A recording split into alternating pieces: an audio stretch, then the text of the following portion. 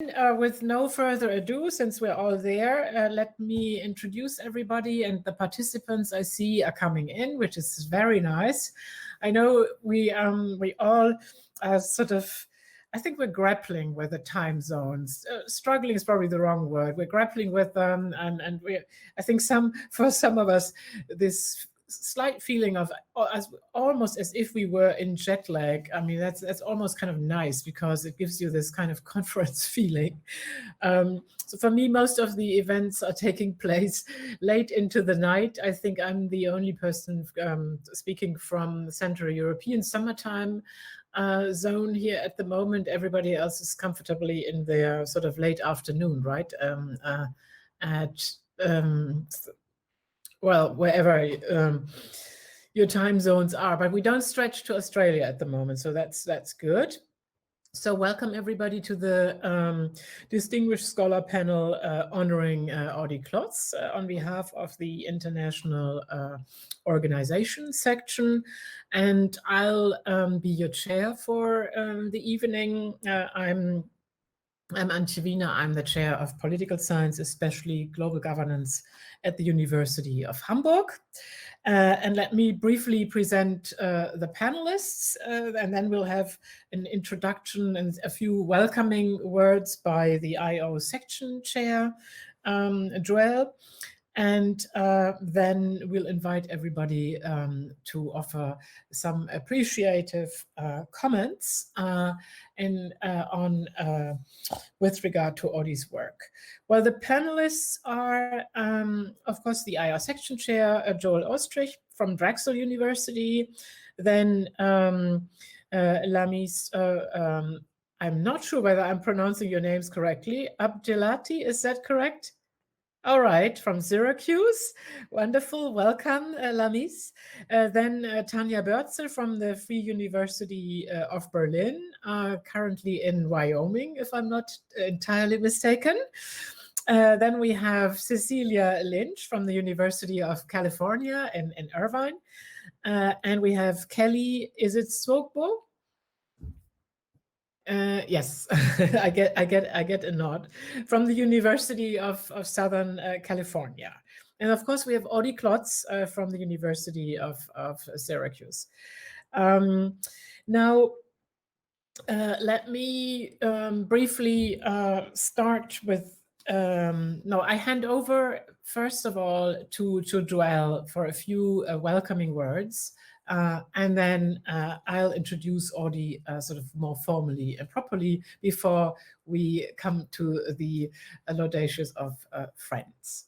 Joel, the floor is yours. Yes, thank you so much. Yes, I'm the chair this year of the International Organization section. An hour and 15 minutes is very little time, so I'm going to be extremely brief and just say what an honor it is for me to be part of this in this small way, and how great it is for the International Organization section to be recognizing as our distinguished scholar, Audie Klotz.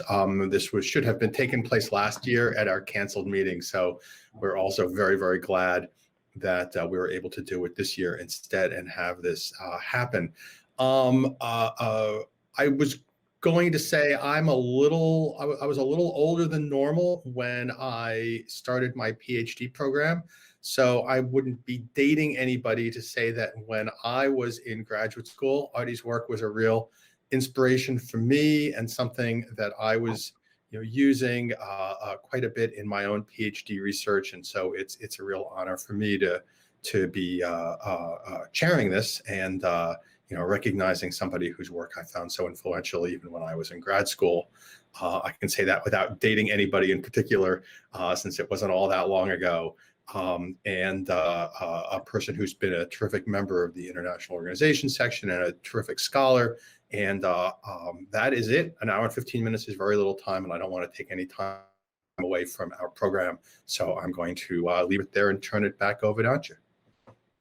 Well, thank you very much, Joel, and thank you for also mentioning that this should all, of course, have been celebrated in Hawaii, and where we would, I think, there were so many occasions in Hawaii and opportunities where we were all already planning to go out for a drink And I think amongst the panelists, we have got so many prize-winning authors and scholars that we certainly, I think next year in Nashville, as somebody said, I think Audie, you saw it too in the IO section meeting, that we'll be singing in bars in Nashville. I think that's a set agenda point. Now, I would like to, since I nominated Audie, I would like to provide a bit of a background, perhaps more formal and in appreciation of Audie's work. And I really have to say, similar to Joelle, even though I think I was a postdoc when I met you, Audie, but your work on norms at the time already kind of put me in awe. And so to me, you were always an authority and somebody to sort of an example, sort of a leading example. And you know, the women amongst us know that it is very rare to have a female sort of person that would be an example and would that somebody that sets standards. And I would like to use this opportunity to mention some of these standards, Audie, that you set in your remarkable career. And I mean, you followed already in the 90s when you were, I think there's no other way of putting it, but you were a world-renowned doctoral research student who worked on norms, and you then you were able to establish sort of a leading intellectual visibility beyond United States American academia, and this work on norms, which was published in the mid-90s, that was foundational for generations of constructivists to come. And the interesting thing is that you didn't sort of stick with norms, even though we kind of closed the circle and we are now together collaborating on norms. But then you followed the kind of the other central focus of your career, and that was your interest really in issues of race and the global South. And I'd like to say a few things about that. So you came with expertise on South Africa, Australia, and Canada, and you were already advancing knowledge about intersectionality, about methods, and that only have come to be kind of a rightful and central concern to ISA scholarship in these days. I mean, we're just talking about the global South all over the place and the global IR section, but you raised these issues many years ahead, decades ahead of the rest of us. So one can actually really say that your research preceded the current Global South agenda by leveraging insights from Southern Africa, especially for mainstream IR theory. And it needs to be said that I mean, you were very well read in the mainstream, the constructivist to become mainstream literature of the day. So that's, for many of us, that was also a stronghold, sort of an example to demonstrate that this was possible, to care deeply about an issue, and at the same time that you were able to push and sort of undertake research on this topic in your own way. And in a way that was sort of carving out new niches in terms of how to do research. And so here the research on human rights, which is of course central for international organization theory, and which, I mean, let's face it, constructivist scholars that have come to fame afterwards, like Catherine Sicking and others, drew on your work. And that's often, I think, it's not necessarily in people's minds. I mean, we all teach norms research and constructivism, and we know that people tend to cite like two sources because everybody else cites them. But I do remember, I'm of that generation who cited their Klotz in their exam papers, and so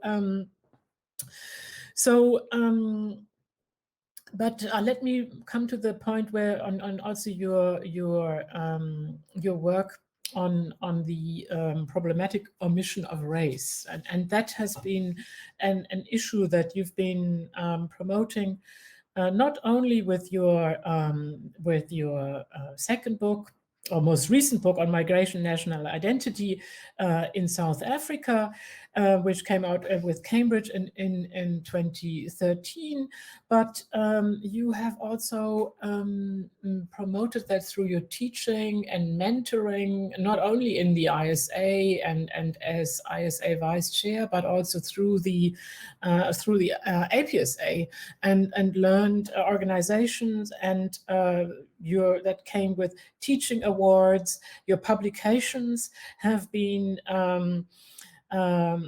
offering a handle on leveraging post-colonial perspectives to critique mainstream IR and IO theory, let it be said here, especially for omitting the concept of race. And the work has been nominated for various awards, and you received the honorable mention for the Francesco Guargiardini Book Prize in the ISA's section for historical international relations as well. So there is a lot that, and I think a lot of not just, I think yours is exceptional or exemplary, I should say, for norms research. And it's actually quite nice that we have the opportunity to talk about that today here. Because norms scholarship, often people think a norm is a norm is a norm. No, norms usually follow a personal conviction, a project, a motivation. It is like a civic action that motivates us to work about norms. And I know that also in your career, that civic action was kind of also stopped somehow through all sorts of circumstances, which then led you to also pursue other paths. And many of us have experienced that in various ways, that, you know, we were active in social movements or in civic activities, and we thought we could follow that up through academic research, but then we encountered blockages. I don't want to make that the main topic here, but I can certainly relate to my own career, where I switched from social movement research and gender in Latin America, which was supposed to be my PhD, to European integration. And it was precisely for issues of gender and blockages and political stuff. I won't detail, but so these are kind of the career moves. What I wanted to say here is that norms research usually features something that is not necessarily reducible to a theoretical orientation, but it is problem-oriented and political. And so before I come to an end, let me just mention your mentoring activities that you, I mean, you received the ISA's Antigna Award for Innovative Scholarship and Exceptional Mentoring. And I'm sure that many people and our participants will probably confirm that, have appreciated your leading role in that, and the many excellence awards that you also received for your teaching and mentoring. And last not least, we need to mention that you were obviously a vice president at the ISA in 2017 and 18, and that due to your vice presidency, you paved the way towards establishing global international relations and some sort of a venue for the Global South to be included in a way that might be sort of also a path-changing way. And perhaps just on a personal remark, I think we met in Fiesole on one of those very sunny days, and it's very very fitting that Tanya is sitting there and that Thomas Russo was also there, the background, because I think it was precisely with Tanya and Thomas and you and I that we were sitting. I mean, I'll present this as if we were talking about just academic issues, but I'm not sure whether we were sitting in a bar or whether we were enjoying a bottle of wine. But I certainly remember that as the starting moment of our collaboration and friendship. And as they say, the rest is history. And so, Audie, congratulations to this most deserved award today. Let's move on with the next person on the panel. I think everybody we're quite comfortable, because I should mention that two people two colleagues who would have really liked to participate in this roundtable, Chris Roy-Smith in Queensland and Alina Leon of the University of New Hampshire couldn't make it. Chris, for reasons of the time lacks, and so they send their regards, and therefore I think we're comfortable with time. And Lamis, if you would like to go first, you have at least 8 minutes, and please, the floor is yours. Okay, thank you. I don't think I'm going to take the full 8 minutes, but hopefully that will leave more time for maybe some of our participants as well to pitch in with some kudos to Audie. So I'm not going to focus most of my remarks on Audie's research, because I think the sort of Audie's research is well known to many people in the room. It's been described already so well, and I'm sure that other people who are on the panel are going to speak to it. Most of my comments are going to focus on sort of the other aspects to Audie and her work and her career that make her such a deserving recipient of this award. So I'm going to mention that I first met Audie at a conference in 2014 when I ambushed her in order to introduce myself. At the time, I was a fresh PhD, and I, of course, recognized her name immediately and was already a huge admirer of her work. Because I was a fresh PhD, I was very used to going out to senior scholars and getting shut down very quickly, but Audie did not shut me down. She was incredibly gracious. And we had a couple of different interactions during that conference where we kind of found ourselves taking the same side on a number of different arguments. And I would later find out that we would see eye to eye on a number of different things. Cut to a few months later, I was a finalist for a position at Syracuse University. And on the first day of my visit, I checked in with the administrative assistant, and she told me that Audie had noticed a gap in my schedule and would I like to go out to dinner with Audie that evening. I was very intimidated at the thought of a meal-long, one-on-one interview with Audie. But it did not wind up feeling like an interview at all. It was not intimidating. And I don't remember what we spoke about, but I do remember being grateful for how candid and how tactful Audie was. So spoiler, I got the position. I am at Syracuse University, and that means that I now sort of have the honor of being Audie's colleague. Our offices are on the same floor, so when there isn't a pandemic, that means that there are plenty of opportunities for us to have conversations. Now with the pandemic, I'm grateful that we get to have socially distanced walks. And so, I'm proud today to call myself Audie's friend as well, and not just her colleague. So as I said earlier, I don't really feel like I have the standing to comment on Audie's research. I read norms in international relations in graduate school. I remember thinking that it was so path-breaking and so compelling and so careful and so original that it convinced me that there was no way I could be a constructivist because it was just too hard. And so I was going to take the easy road and become a rationalist instead. I also share Audie's interest in migration, of course, and that means that I've had the privilege to, attend brown bags and some seminars with her. I've also seen her, in action because I'm her colleague. I've seen her at job talks. I've also watched her deliver a keynote on at least one occasion.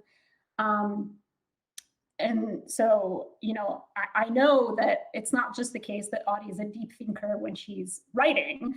Even when she's sort of speaking off the cuff, she has so much intellectual firepower, and she always says the things that I wish that I had thought about. I also want to comment on Audie's teaching, because I think it's part of what makes her such an exceptional scholar. I know, and I've observed firsthand, how much she challenges students, but is also a compassionate teacher. And she takes pedagogy very seriously, as I'm sure all of you know. When she teaches methods, she takes a very pluralistic approach. She's constantly rethinking her classes. Some of you might have seen her EIR essay on incorporating race, for example, in intro to IR classes. In the graduate field seminar, she's put a lot of thought into what should or should not constitute the canon in international relations. She's someone who's she's not content to just repeat whatever she did in the previous semester. I've also seen Audie's interactions with her graduate teaching assistants, where she's also a genuine mentor to them. She really prioritizes their training as teachers. I sat on dissertation committees that Audie chairs, and I see how her graduate advisees are doing some of the most interesting work that's out there and how much she genuinely cares about them. As my mentor, Audie has been incredibly generous, generous with her time, generous with her knowledge. She reads my drafts, she attends my presentations, she observes my teaching, she advocates for me when I'm not in the room. Her support has just been incredible. And I can't begin to list the things that I've learned from Audie. I think if every junior person in our discipline had a mentor like Audie, the academia would be a very different place. So to conclude, I guess, Audie is a role model. And she's not just a role model for people in the IO section. I think she's a role model for IR and for poli-sci and for academia in general. She's someone who's committed to making not just our institution, but the discipline in general a better place. Better in terms of theory and research, but also better in terms of equity. I'm grateful that I now know Audie much better than I did when I ambushed her at that conference 7 years ago. And now I don't just admire her work, I admire her principles and her courage. Audie is a distinguished scholar, but she's also a good person. And I think it's ridiculous how much she deserves this award. So congratulations, Audie.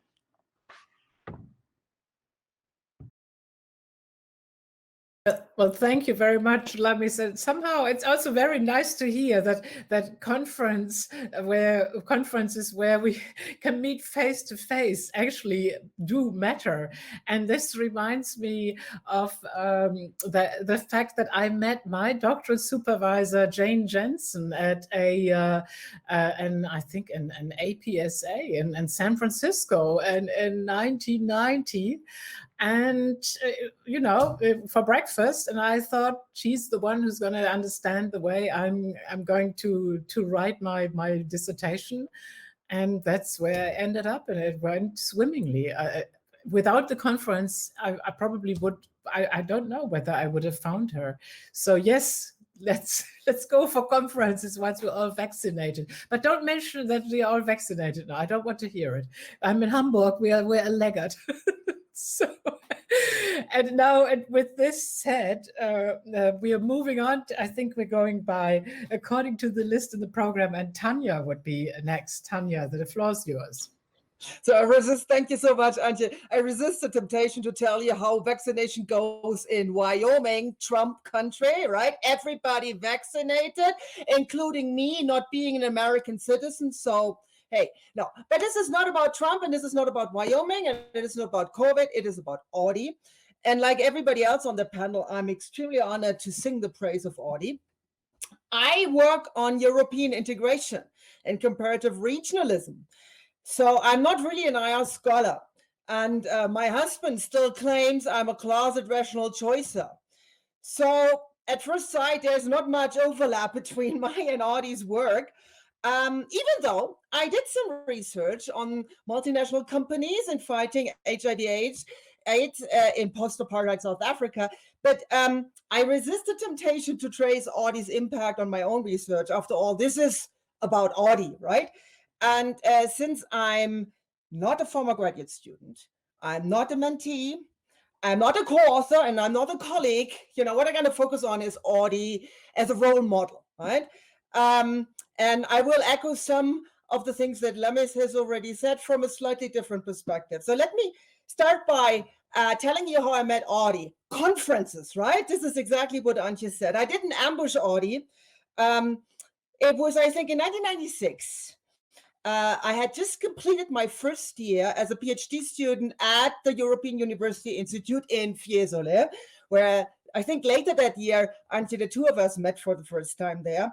And it was my first APSA meeting in San Francisco. And I only went there because my brand new boyfriend dragged me there. So I knew nobody, virtually nobody. So what did I do? I looked at the program and I saw a panel on social constructivism. And I decided to go there because I recognized Audie's name. My former IR professor had introduced her 1995 book on norms, right? And in South Africa, sanctions against South Africa, as an easy way to understand what social constructivism and norms add to IR. So I knew her book, I knew her name, and I went to the panel. And I just arrived in time to see Audie kick ass of some of these moose heads for not taking norms seriously enough. I was deeply impressed. And later that day, I went again with my brand new boyfriend to a dinner party where I again didn't know anybody, sitting all by myself on a sofa and listening in on senior famous IR scholars discussing how Audie had read the Riot Act to some of their distinguished colleagues for not engaging enough with the role of norms, which, as Lemis rightly reminded us, so to be fair, is not an easy thing to do, right? So a little bit later, actually, I was awed when Audie sat down next to me on the sofa. And I still don't know why she did it. Maybe she was interested to see who the new girlfriend of my brand new boyfriend was. And okay, it was Thomas Risse, right?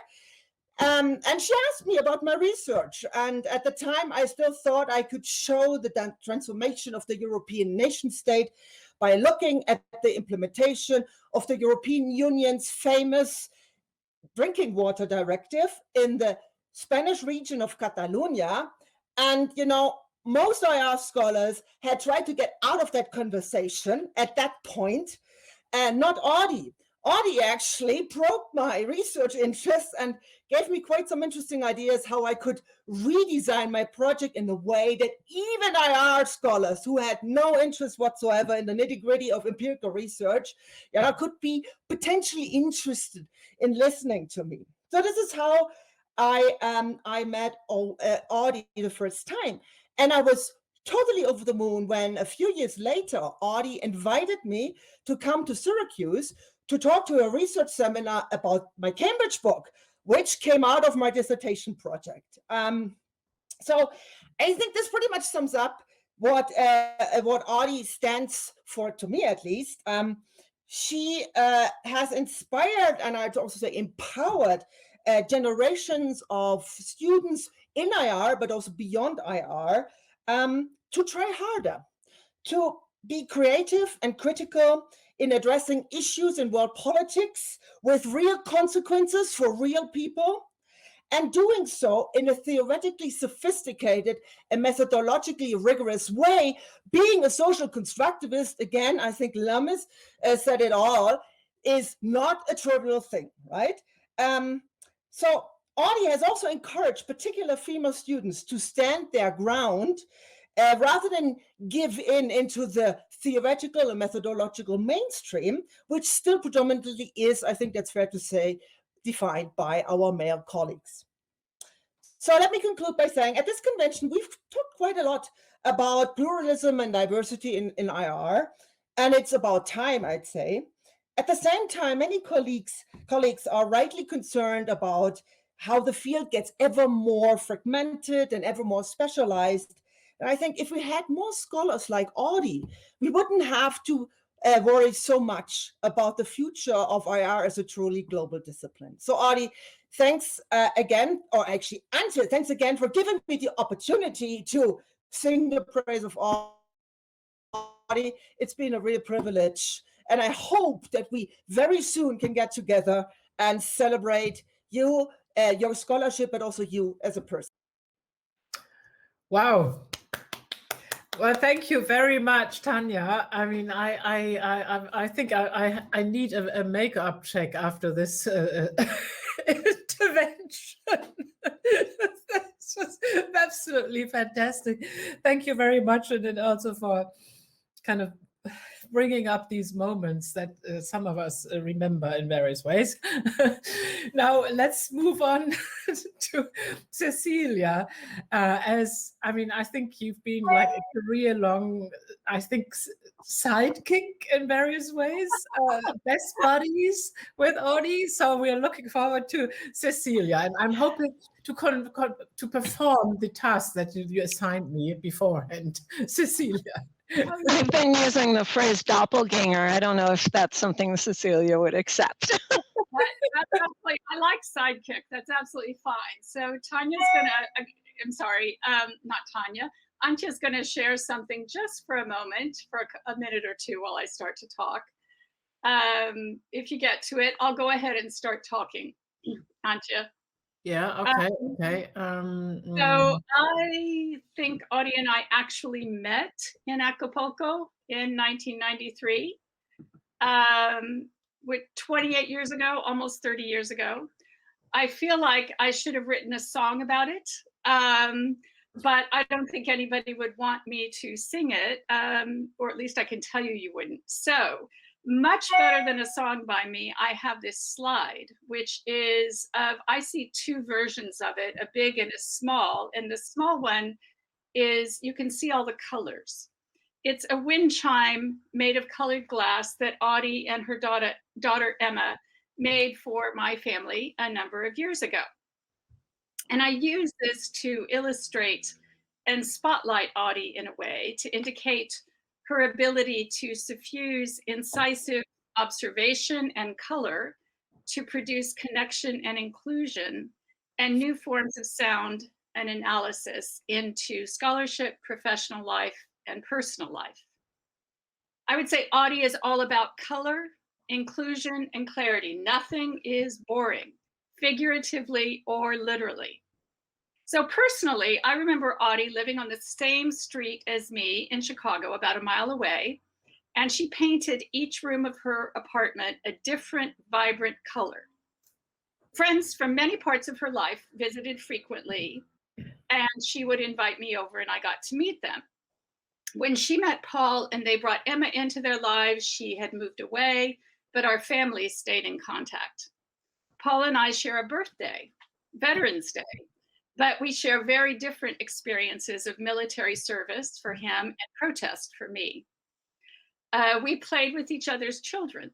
I was able to play with Emma when I visited Audie, just as Audie had with my children when they were little. And I also just want to note, following Antje's note of Audie's concern with Global South issues, that Audie also keeps it real, even in play.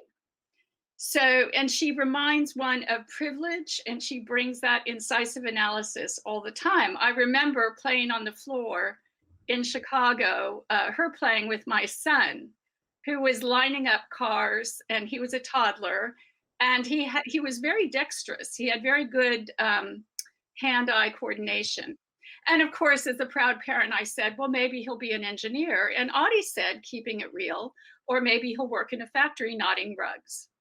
And just to show that, you know, not everybody out there is privileged, and there are many kinds of things one can do with, and that one is sometimes forced to do. As others have noted, Audie is all about inclusion.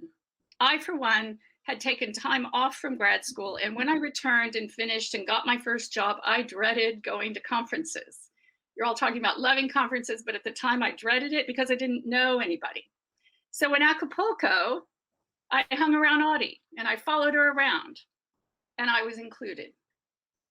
Professionally, Audie, of course, co-founded Swipe, again with a clear purpose of inclusion. And made it so inclusive that many of us, including myself, found ourselves part of international political economy.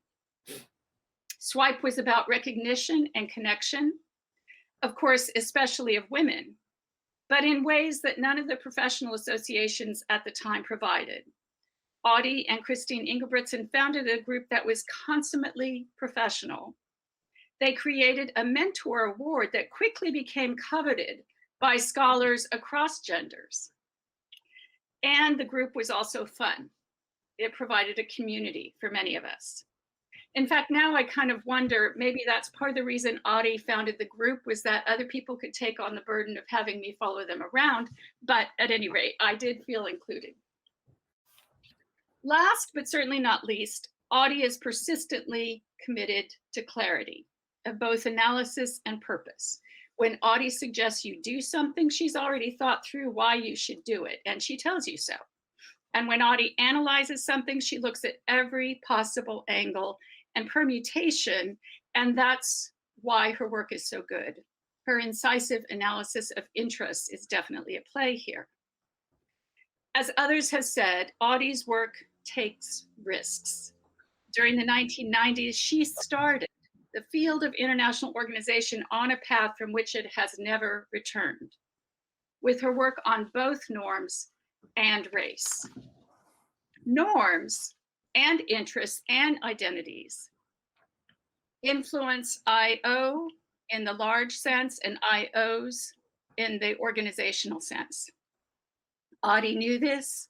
She brought into our, that is to say, US and Northern transnational vocabulary, post-colonial IOs as well, including imperial mainstays like the Commonwealth, which I never had paid much attention to, but now I know how to do so through Audie, and more recently through Harry and Meghan, but they followed Audie in this regard. So Audie's book was foundational at UCI before I came here. It was regularly on the list of the IR theory course taught by my realist colleague, and it remained there for a number of years. It was the constructivist exemplar. And that is very important, as Tanya, as everyone has said so far. Audie, I don't want it to be let go that she brought race into IR and IO back in the 1990s.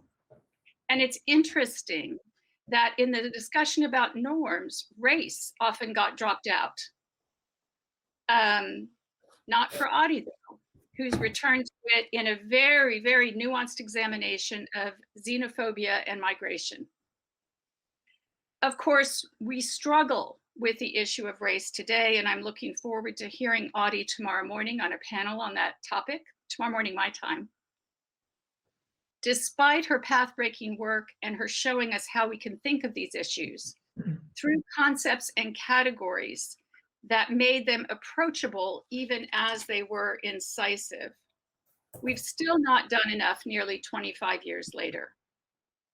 So I do have a question for Audie, which is whether she can, through her methodology and insights gained on South African migration policies and race, help us understand the policies, us in the US that is, of overcoming our own xenophobic migration policies in this country, if you have time to answer that in your comments. And I say that because I think it's really important, and I've been reading your book, your book on race and xenophobia in South Africa and migration, and I think that there's so much there. Audie continues to break boundaries, and your scholarship has brought into IO something that should have long been there as well, migration, this time linked to xenophobia and nationalism. And Audie's insistence on clarity also remains. She rejects easy answers, either in the form of rights, liberal answers, or in the form of post-colonial critique, and instead insists on the interaction between historical legacies and institutions, always, as in her first book, carefully documenting and zeroing in on those very difficult to figure out moves and intersections that go under the name of domestic politics and international organization. Audie brings clarity to the messiness of such interactions and movements. As others have pointed out, Audie has also continued her work of inclusion in opening ISA journals and committees to international participation. And she now has a record of mentoring students from all around the world. I know when I do go to conferences now and I see my students and we're at a reception and I say, would you like to meet Audie Klotz? And they say, really? Yes. And so, you know, it's just wonderful to know that Audie's generosity is always at play and that, yes, I have that card in my back pocket. So my advice to all of us is continue to follow Audie around. She opens doors and enriches academic life. Her work is path-breaking and long-lasting. We can return to it again and again and find important insights. I can't wait to see where she goes next. But more immediately, to bring my comments to a close, I want to say here to Audie with my coffee cup, to the next 25, 30 years of her scholarship, her professional innovations, and our friendship. Congratulations, Audie. Here. Wonderful. Thank you. Thank you very much, Cecilia. Let's just see whether, yeah, I can remove that. That's absolutely wonderful.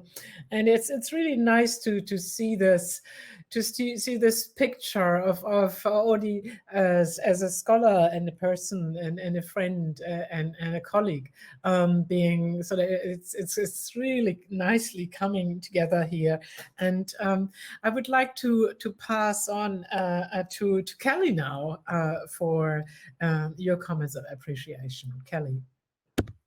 Yeah, thank you so much, Antje, for the opportunity to join in the chorus singing Audie's praises. I'm not a very emotional person, but listening to everyone's recollections from different periods in your careers and in your lives, and your personal and professional relationships with Audie has just been, you know, very, very moving. And I'm very grateful to be able to contribute in this session. So, like many people, I read Audie's 95 work in, I think, yeah, during my first couple of years in graduate school, and really saw it as ammunition for going into class and engaging, you know, some of my, you know, rational choice people and saying, okay, but, you know, if it's really about might, or if it's really about resources, then we know what explains this and what explains that. And so I just appreciated, you know, having this, like, this excellent scholarship that had been done, you know, in all the fancy places that matter, and that of course was innovative in concepts and theorizing, and very importantly in empirics, right? This application to cases, and especially to South Africa. So I had just defended my comps in fall of 2017, and Audie was all over them. And then I joined Twitter. And then I can't remember who followed whom first, but I was like, Audie Klotz is following me on Twitter. This is wild. And then we got chatting, I think maybe over Twitter message, but then also over email, learning, you know, that before, you know, Audie Klotz of South Africa, there was Audie Klotz of Rhodesia or Zimbabwe. And so I was like, whoa, small world. Only to discover that, you know, she'd met, you know, members of my family, and, you know, just had this, you know, this Zimbabwe connection, this Africa connection. And just being very, very struck by that, and feeling very quickly as we, you know, got to know each other, a sense of welcome and safety and inclusion, and just encouragement to be myself. So if anyone thinks that I'm a lot, and I am, you can blame Audie in part, because she really was like, just be you. And you know, it can seem kind of, you know, cliche at times, but it's really a precious gift when anyone but I would emphasize, you know, in a profession like ours that is dominated by men and by white men, that, you know, to be yourself as a young junior woman, as a woman of color, as a Black woman in American academia, that was just very, very powerful for me. And we were talking last week, we had like a pre-conference happy hour. And I remember I was saying to you, Audie, I surprised myself at how honest I was with you in a way that I didn't fully understand at the time. But I think it was just like a sense of like, you know, feeling safe and having, you know, this amazing scholar and role model, you know, be interested in me and talking with me, and that we could, you know, we could build something. At the time, you know, I had an all-male committee. It wasn't on. I was just like, and I just couldn't, you know, just trying to find my place. And so at the next ISA, where were we in 2018? San Francisco, maybe somewhere. ISA 2018, which we got to celebrate Audie's Distinguished Scholar in NMISA, so that was awesome. So, you know, multiple times distinguished scholar. And yeah, I remember just being very much, you know, coming under your wing and meeting Cecilia, who's actually pretty close, but I hadn't met her yet, from Irvine, and going to receptions and things. And I had a pretty like not great experience at APSA, and I was like, oh dear God, is this the rest of my career? And then APSA is just terrible on its own. ISA was great, and even more so with, you know, being under someone's wing and, you know, kind of like, you know, get introduced and then you would leave, and I'd be like, oh no, she's left. Am I going to be okay? But of course, you know, when Audie leaves you with someone, she's leaving you in the care of someone. And so it is totally fine. And like, you know, it helps me kind of like branch out. I'm a very good at faking extroversion, but I'm actually an introvert. And so that was lovely. And I remember there was one time I was about to go to my room. I think I was just so tired. And Audie's like, hey, Kelly, what are you up to? And I was like, should I tell her that I'm going to my room to watch The Golden Girls on Hulu because I'm exhausted? Or just say, oh, you know, I'm turning in for the night. And she was like, come get drinks. And I was like, okay. And it was wonderful, of course. But yeah, no, I would say encouragement typifies Audie. Encouragement for us, for me, to be myself, to do the right thing in full knowledge of and accepting the potential risks, right? No Pollyanna here. Like, it's not easy. It's not without risk. It's not with potential, you know, injury that we stand up for causes that we care about. But I just, you know, by your example, feel very empowered to do it. And I'm like, well, if I get kicked out, you know, from academia, it won't be because I didn't do what I believed in. So, you know, que sera, sera. And just being very supported by that, and to be related to that, to be the scholar and the person that I want to be, and not who others might like me to be. And I don't know, I keep like returning to this idea of like feeling safe and feeling protected. And I feel in this profession, there can be just so much extraction and not a lot of care for people.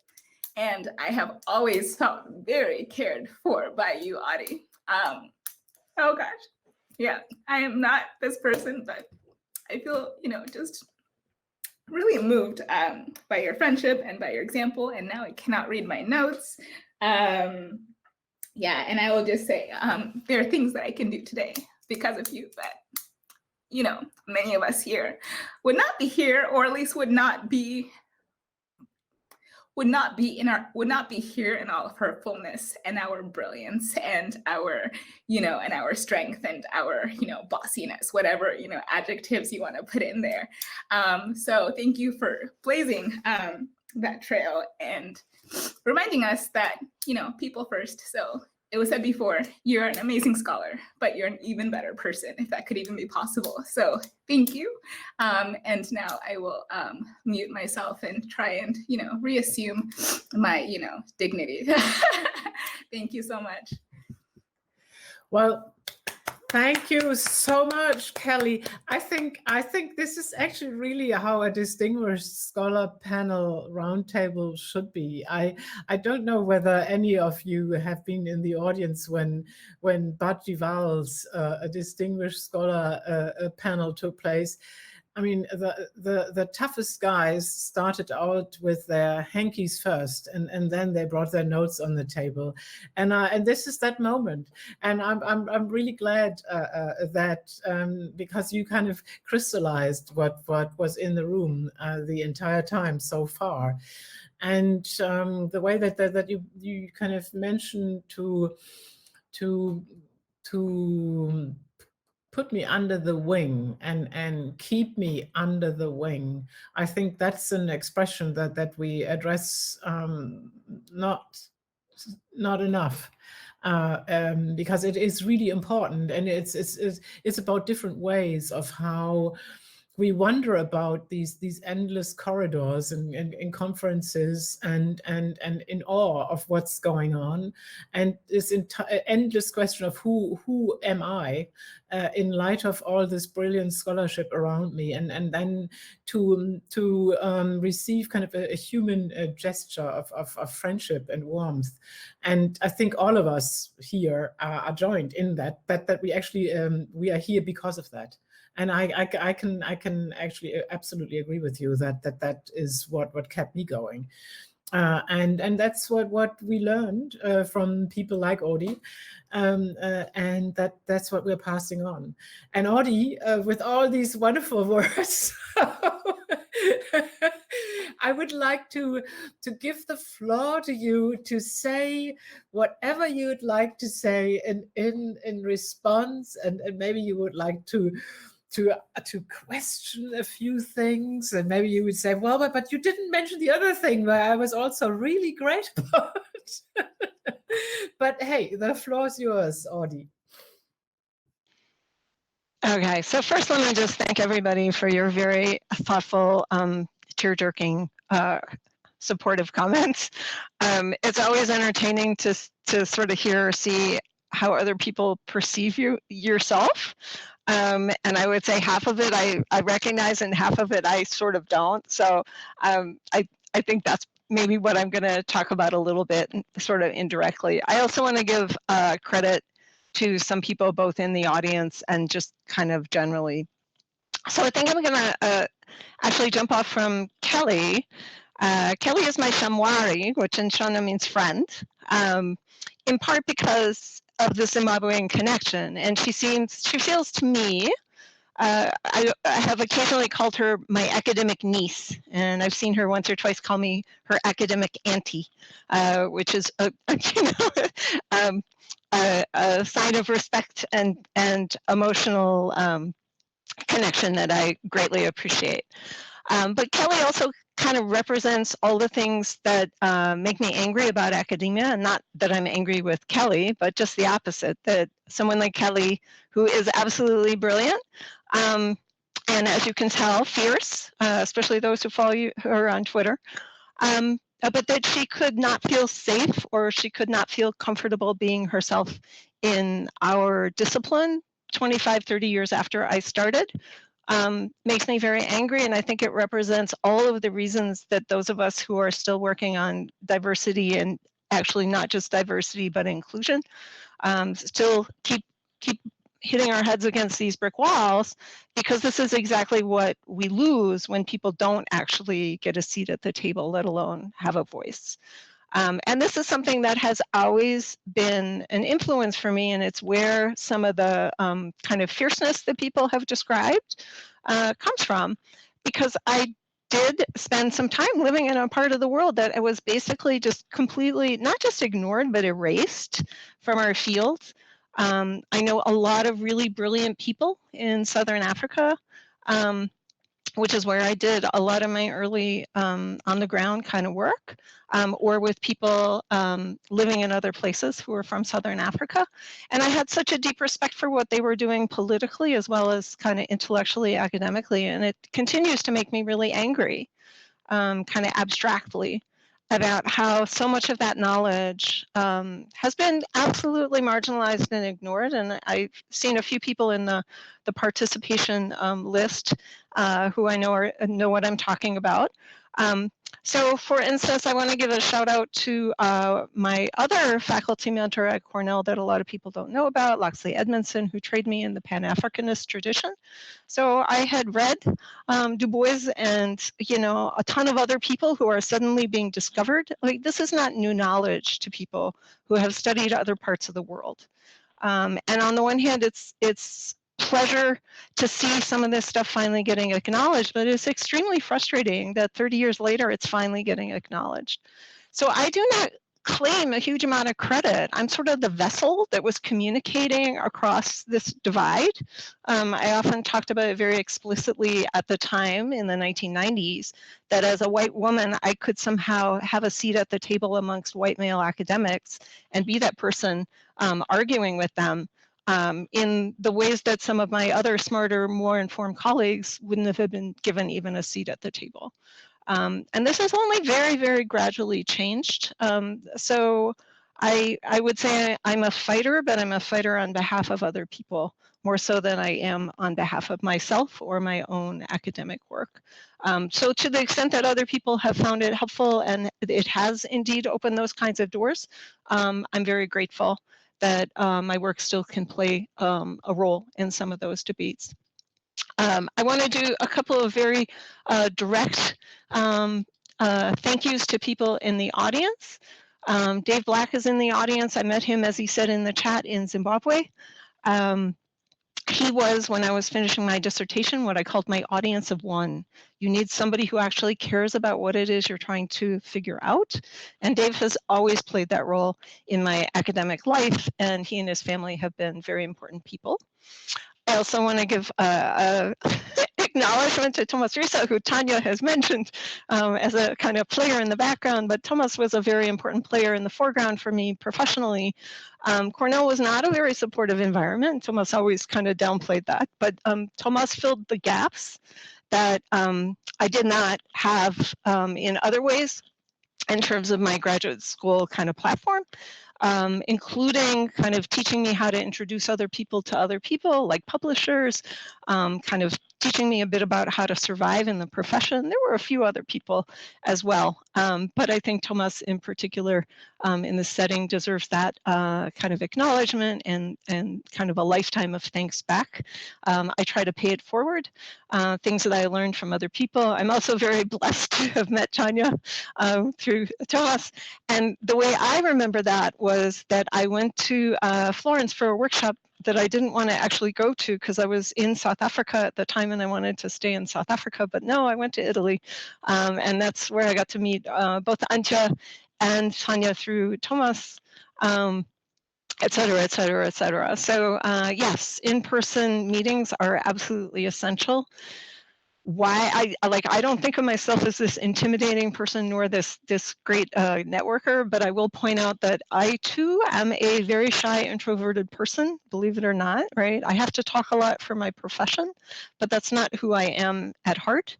And so I think my instinct to put people in touch with other people is the introvert in me who hates being in a room full of people that I don't know and feels very intimidated by that. So I try to do a little bit of the networking to help other people who maybe not feel comfortable running around introducing themselves. On that note, I'm very amused that Alamise thinks she like somehow pounced on me because it was absolutely the opposite. She gave a brilliant presentation. I was like, who is this very, articulate, sophisticated person? She and I have had the pleasure, shall I say, of sitting on innumerable committees together. And we frequently comment on the sort of amusement between the constructivist and the rationalist, supposedly, that students think are going to be on opposite sides of their examining committees and all that kind of stuff, when in fact, we actually understand each other very well. And I think a lot of people are surprised about it. So we joke about how we have to pretend we should kind of performatively create things that we disagree about, so our department colleagues don't think that we're just this kind of voting bloc. I will say a couple of things about that fierceness. I have always been the kind of person who will stand up if I think something is just bullshit. And this got me in trouble a lot in graduate school. I'm sure it's gotten me in trouble more than I even know professionally, but I do consider it an obligation to protect people.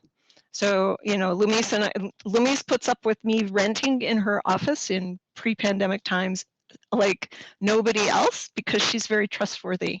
The reciprocity of that is if we've agreed on a particular perspective on something, I will be the one to be the vocal person on it to protect her, because that's what having a full professorship is about, right? Creating spaces for people, protecting people who are otherwise institutionally vulnerable. You can't study human rights and social movements and not actually put a lot of these things into practice. There are a lot of things that are quite messed up about academia, and there are a lot of really wonderful things about academia, and the personal connections are the wonderful thing about academia that makes me still, despite being really tired and really angry about a bunch of stuff, really happy to know you all as friends. I see a bunch of people in the participant room that we can't actually see, who I would also add to that list. People who have nurtured me, supported me, you know, expanded my own horizons through their friendships and through their work. I can't go on, like I could spend a whole hour at least in monologue about how important Cecilia has been in my life. She's touched some of the highlights, so I'm gonna add a few more.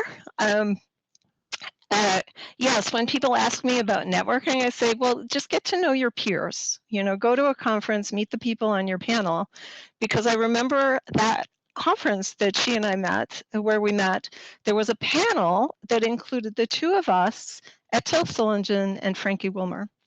And it was literally the first time I'd ever been in a professional space that was primarily, in this case, except for the discussant, all women.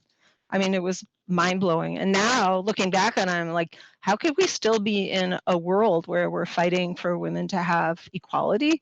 I was way more optimistic in the early 90s. On the other hand, we don't talk quite as much with Frankie anymore, but the three of us have remained very close professional friends, and Cecilia and Etel are at Irvine together, incredibly close friends. You know, so I think networking is too much about kind of looking up the status hierarchy and trying to make connections in a very instrumental way. And I think you need to find your pack. There was some children's book that talked about, you know, kids needing to find their pack. And that's, I think, what a lot of this is about, is you got to find the people, as Kelly was saying, that make you feel safe, make you feel valued, and are also willing to engage with you intellectually to make you a better scholar, but doing it in a very supportive kind of way. And we're much more likely to trust the feedback from people who also simultaneously demonstrate that they value us. I also just want to give a note to something Antje has mentioned a couple of times, that we've kind of circled back, and she's pulled me back into working on norms. And it's been a whole lot of fun, more than I ever thought. So I'm enjoying the way in which life kind of circulates and comes back. And another one of those ironies is when I met Cecilia, she was working on the interwar period, and I was the so-called Africanist. Now I'm working on the interwar period, and she's the so-called Africanist. So, you know, you never know where the profession is going to take you. I was in the kind of Hawaii version of what I expected this conference to kind of result in. I was figured we'd talk a little bit more about kind of women in the profession and some of those kinds of things. I think at this point, the only thing I want to mention is that during the pandemic, I think people who otherwise had never had their lives disrupted are having epiphanies. And I really hope that that becomes the new normal.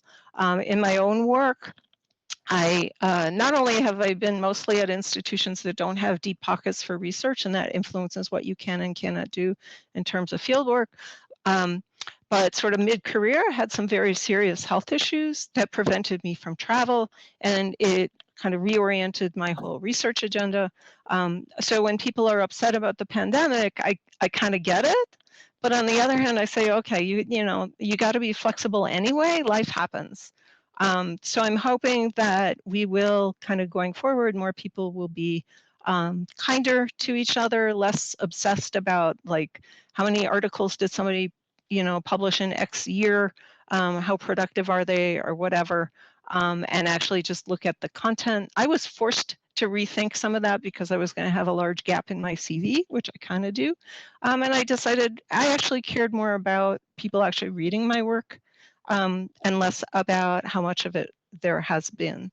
And so I hope that that gives people solace, that impact and kind of the number of your publications are not necessarily correlated. So please keep fighting the good fight and keep speaking your truth. And I look forward to reading more from everybody and having more conversations and hopefully having a mega party when we meet together in Nashville next time. Well, thank you, Audie. That's wonderful. And it's actually, we are almost coming to full circle, and let me maybe I can actually complete the circle somewhat, because as you said that you left Frankie somewhere along the path. You wouldn't believe it, but the other day I ran into her. We were both boarding from Munich to Tel Aviv, and Frankie, of course, was into doing more research on peace and gender, and we had a lovely dinner and we're exchanging what was going on, and we have kept in touch ever since. So she's doing well. She's still doing academic research, and it was quite amazing because I, of course, hooked up with Frankie through another thing. I'm not sure that either Cecilia or Audie were there, but it was with Fritz, of course. So the Fritz connection was another kind of circle. And for those on the panel or in the audience who don't know about that, many of us share also an academic trajectory with Fritz Kratochwil, who was honored last night. Now, Cecilia would like to say something. Please go ahead. I just think Audie should tell her Fritz story. Please do, Audie. We do have time. Please do. We actually, I did say a few things at the Fritz panel. I love that there's this label called Fritzians. I don't know if Antje invented that, but it's true. So Cecilia is the one who persuaded me that Fritz is actually a teddy bear. But so I mentioned that Tomas was really supportive, but Fritz has been, as I mentioned at the panel, kind of like this influence behind the scenes. I went down to New York. I didn't say this at the panel with him there. I probably should have. I went down to New York in the pre-internet era to talk to him. And of course, he's writing all this path-breaking stuff at the intersection of, IR theory and international law and norms and all this kind of stuff. And I'm reading it and I'm kind of getting it. And I go down and I'm trying to ask him about methodology, which is, in retrospect, hilarious, right? So because Fritz is doing this kind of hermeneutical, philosophical sort of stuff. And here I am trying to figure out how to not have variables, right? But in the end, Fritz turned out to be the one, like R1, as we now call it, the strongest positive reviewer of my book manuscript. And so he saved my career, basically.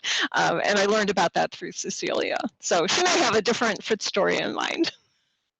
I was just going to say that from what I remember, Peter Katzenstein sent you down to New York to talk to Fritz and about how to go about doing this, because Peter didn't know how to, work on norms. And you told Fritz that you were working on South Africa and norms and race, and you wanted to know how to do it.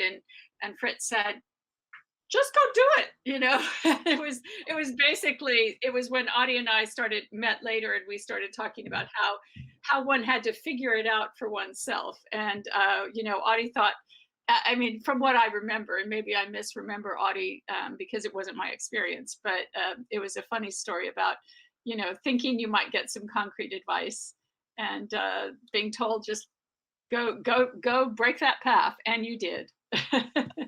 Well, then, of course, Cecilia and I had to write a book to fill the gap that we, very well knew. And we've talked about this before publicly. Like, that was the hardest thing I've ever written. partly because when you write with a good friend and you don't always see eye to eye, it's very tough. And I am forever grateful for my friendship with Cecilia that survived what her husband Tom refers to as she said, she said. So some things are more important than the academic work. Never lose sight of that. How's that for a general lesson? Well, I thank you so much for all the comments. We have a couple of minutes to, so if somebody from the audience, and I turned a few people that Audie that you mentioned into monitors. So if people would like to make a comment, just somehow raise your arm or raise your hand in the chat, and we'd be very happy to bring you in. But I think where there were a lot of comments in the chat, and Audie, you better.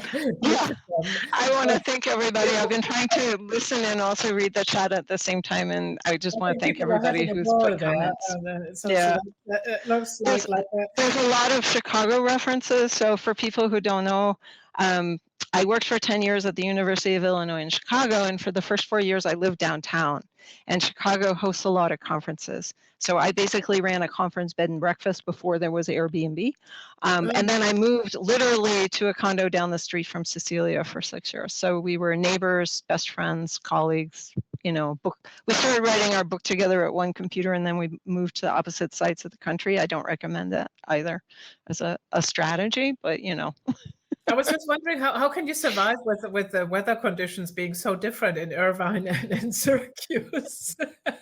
We don't do enough traveling. I think that's the problem. I did not get to California often enough, bottom line. I think that the one connection I have between Irvine and California is that coming down from Canada, I was stuck for a snowstorm in Irvine, I think for 12 hours. And I that was, of course, in the 90s. And I couldn't make it to San Francisco because there weren't enough, they couldn't clear the snow of the runway. So that was my connection between Irvine and California at the time. So let's see, but I don't think we have any questions. Even the panelists have now. Oh, we're all. Thomas Risse says mega party in Nashville.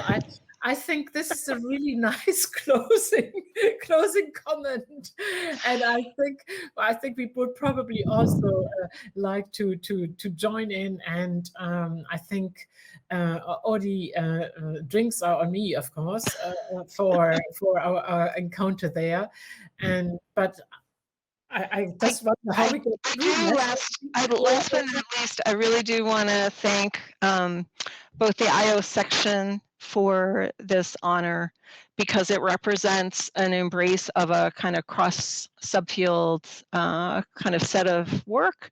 And other people have talked about that in terms of the content, but I want to thank the IO section for embracing that, and very much to Antje for leading the nomination. I am deeply grateful, and I want to celebrate all the other people who have awards too. So we have to have a mega party because there's other people on this screen who also won awards. So thank you all. I am deeply grateful. Well, and I think with that, we will give you a big hand, Audie. And we're looking forward to meeting face to face in Nashville at the latest, and we'll see each other, of course, with regard to our various collaborations where we are expecting productions. That's right. Now I gotta get to work. I owe her a paper. I gotta get to work. Forget this pandemic stuff. Now that well, thank you everybody, all the participants. I think the recording is supposed to finish within a couple of seconds. It was absolutely wonderful, Tanya, Cecilia, Lamise, and Kelly, to have you for commenting here, the participants and your enthusiastic comments and views, and I hope, Audie, you did take the time to look at the comments in the chat. And also thank you for the lovely picture of the wind chimes, Cecilia.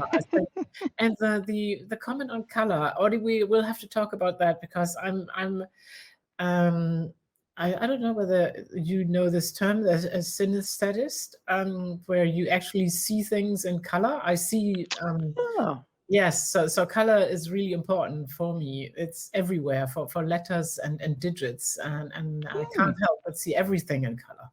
So you're blue, Audie. Okay. Well, good night, everybody from Hamburg. It's late, and I still have a global Thank IR you. panel. Thanks to Audie to engage with tonight, a roundtable. Be well, enjoy the rest of the conference, and thank you very much. And I'll end it now here. Thank you. Bye-bye. Thank you. Bye.